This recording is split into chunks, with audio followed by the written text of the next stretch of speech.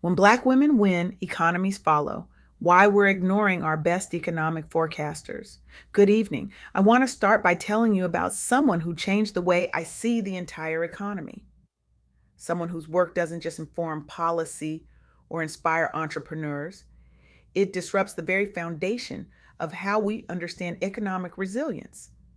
Sassi Sassi is not just a researcher, they are a truth excavator, a pattern revealer, someone who sees what the rest of us have been trained to ignore. They've spent their career building bridges between data and humanity, between statistics and survival, between what we think we know about economics and what Black women have been trying to tell us all along. Their insights don't just challenge assumptions, they shatter them. And tonight I want to share what Sassy Sassy taught me because it's something we can no longer afford to overlook.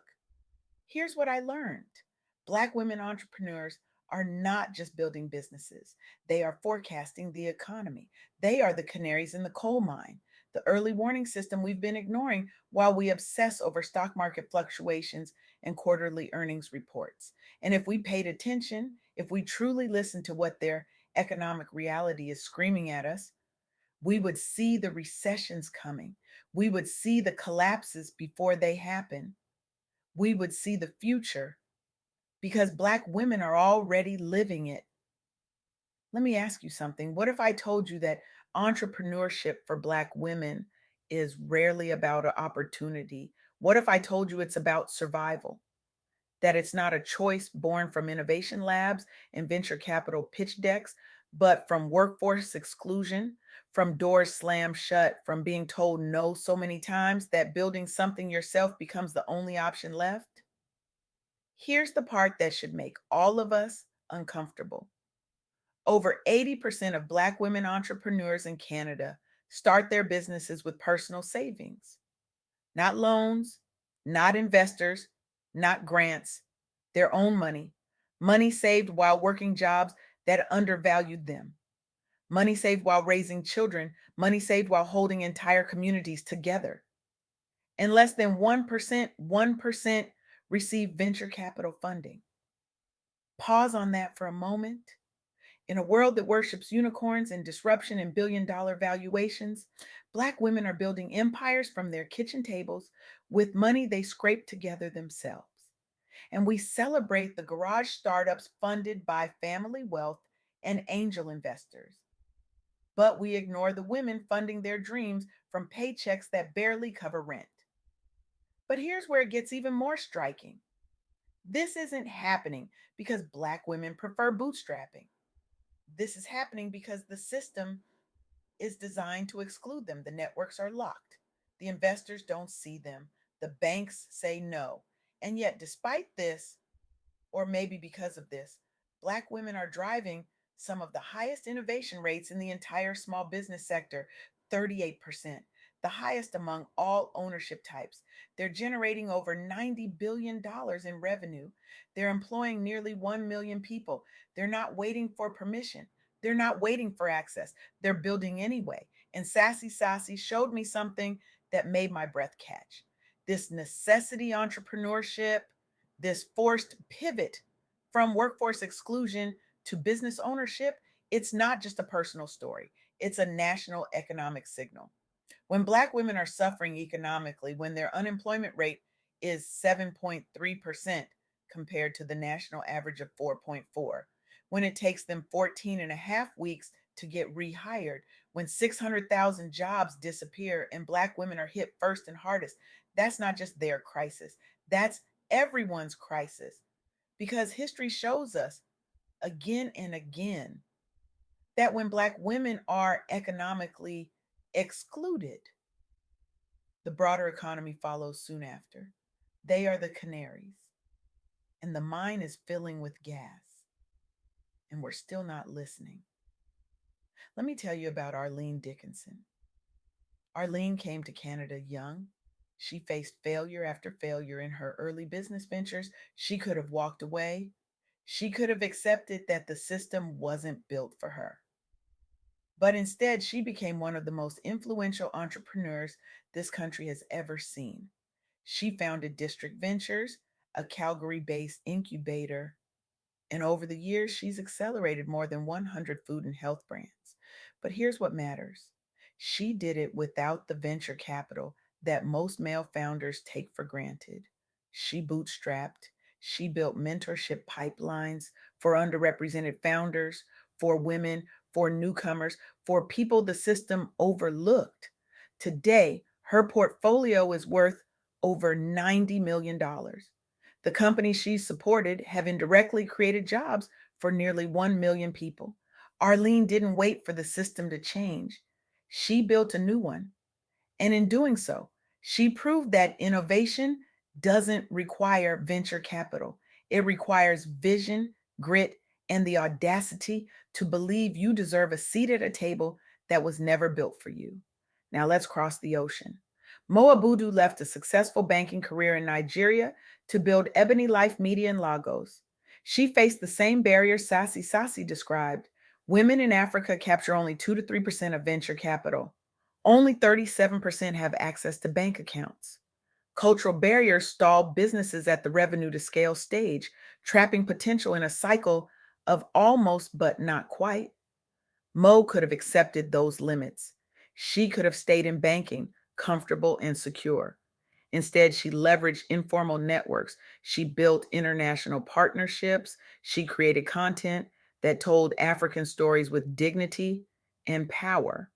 And she produced the first African produced Netflix original. Today, Ebony Life generates over $50 million dollars in revenue. Mo didn't just build a business, she built a movement. She elevated African women's voices on the global stage. She proved that when you refuse to let funding gaps define your ceiling, you can break through into stratospheres no one thought possible. And then there's Tracy Hutchinson, right here in Canada. Tracy was laid off from her corporate job, another casualty of workforce exclusion, another Black woman deemed expendable. She could have spent months, years even, searching for another position that would undervalue her, underpay her, overlook her. Instead, she took that exclusion and turned it into fuel. She founded Fresh Black, a natural hair care brand built specifically for Black women's needs because she was tired of searching for products that actually worked, tired of being an afterthought in an industry that profits from her community. With personal savings and a community driven e commerce strategy, she scaled nationally. Today, Fresh Black is sold in Shoppers Drug Mart. It's won multiple awards. It's contributing to that 38% innovation rate Sassi Sassi highlighted. Tracy turned a layoff into a legacy. She turned survival into scale. She turned pain into profit, not just for herself, but for an entire community that finally saw themselves reflected in a product made with them in mind. These stories aren't anomalies, they're patterns. And Sassi Sassi helped me see the pattern with devastating clarity. Black women are not failing to access traditional funding. They're succeeding despite being systematically denied it. They're not struggling to innovate, they're leading innovation. They're not waiting for the economy to include them. They're building economies of their own. And if that doesn't make you sit up and pay attention, I don't know what will. Because here's the question that should haunt every investor, every banker, every decision maker in this room. If Black women can generate $90 billion dollars in revenue, employ nearly 1 million people, and drive the highest innovation rates in small business, all while being excluded from capital, what could they do with access? What could they do if venture capitalists actually funded them at the same rate as their white male counterparts? What could they do if banks said yes? What could they do if networks opened up? If doors swung wide, if the playing field was even remotely level? The potential is staggering and we're wasting it. Sassi Sassi shared research showing that in Africa, women led businesses stall at the revenue to access stage. They can start, they can generate revenue, they can prove concept, but without networks, without funding, without something as basic as a bank account, they can't scale. Frameworks like the Hidden 10 are beginning to change that, revealing how strategic networks unlock growth. But the gap is still massive, and it's costing us. It's costing women their potential. It's costing economies growth. It's costing all of us the innovations we'll never see, the solutions we'll never benefit from, because the barriers were too high and we didn't care enough to dismantle them. And here's the truth that Sassy Sassy made impossible for me to ignore. Black women's economic health is everyone's economic health. This is not identity politics. This is economic reality. When Black women suffer, we all suffer. When they thrive, we all thrive. Their resilience is not just impressive, it's instructive, it's scalable, and it's the blueprint we should all be studying. So here's what I want to leave you with tonight. If you're a Black woman listening, if you've been laid off, excluded, undervalued, underfunded, overlooked, dismissed, I need you to hear this. Your pivot is not a setback, it's a setup. Your necessity is not a weakness, it's a superpower. Your resilience is not just survival, it's leadership, and the world desperately needs what you're building. Apply to grants like Her Agenda Breakthrough. The deadline is January 18th, 2026. Join networks like The Key. Find your Arlene. Find your Mo. Find your Tracy, because you are not alone. And your next move, the one you're afraid to make, the one that feels impossible, that could be the one that changes everything, not just for you, for all of us. And if you're not a Black woman, if you're an investor, a banker, a network builder, a decision maker, someone with power and resources and access, I need you to hear this even more. Stop waiting for Black women to prove themselves. They already have $90 billion, 1 million jobs, 38% innovation. The proof is everywhere, it's undeniable. The question is not whether they're worthy of investment. The question is whether you're brave enough to disrupt your own biases. Are you opening doors? Are you writing checks? Are you building tables? Are you amplifying voices?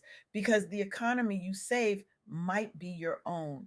Black women are not just surviving the economy, they are forecasting it, they are leading it, they are redefining it on terms the old systems never imagined. And the smartest thing we can do, all of us, is follow their lead. Because when Black women win, we all win. And it's time we started acting like we believe that. Thank you.